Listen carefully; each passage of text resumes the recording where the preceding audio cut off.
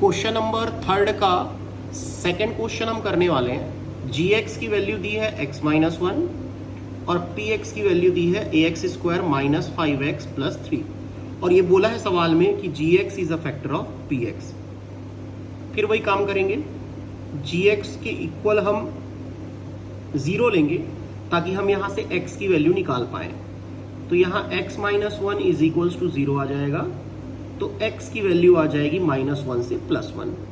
अब हमको सवाल में ये दिया गया है कि gx is a factor of px, मतलब ये जो gx है वो px का फैक्टर है, मतलब इसको ये पूरी तरीके से डिवाइड करता है और रिमाइंडर जो है वो 0 आता है।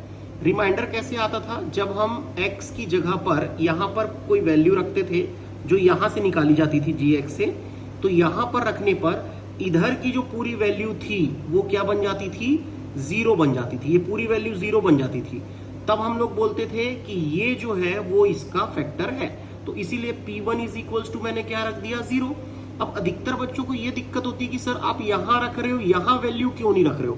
वो नेक्स्ट स्टेप में हम रखेंगे, क्योंकि अगर हमको किसी भी चीज की वैल्यू निकालना, जैसे सवाल बोला है कि फाइंड द वैल्यू ऑफ ए की वैल्यू निकालनी है या टी की वैल्यू निकालनी है, एम की वैल्यू निकालनी है, तो हमको दो पक्ष होने जरूरी है, दो साइड होने जरूरी है, एक लेफ्ट हैंड साइड और एक राइट हैंड साइड। वही काम हम लोग कर रहे हैं। सबसे पहले मैं क्या करूंगा, P1 के इक्वल में 0 रख दिया। अब मैं इधर पूरा 1 रखते जाऊंगा। कैसे?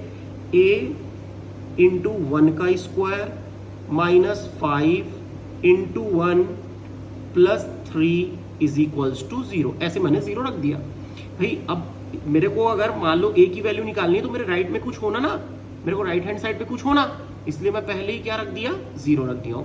अब 1 का स्क्वायर 1 होता है और a इंटू 1 a ही होता है। माइनस 5 1 जा 5 प्लस 3 इज इक्वल्स टू 0।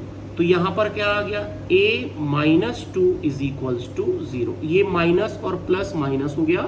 5 में से 3 गया 2 आया, लेकिन साइन माइनस लगा क्योंकि 5 बड़ा है, उसके सामने माइनस है। अब a की वैल्यू क्या आ गई? यहां पर a की वैल्यू 2 आ गई और यही हमारा आंसर होगा। ये सेकंड क्वेश्चन भी हमने बना लिया।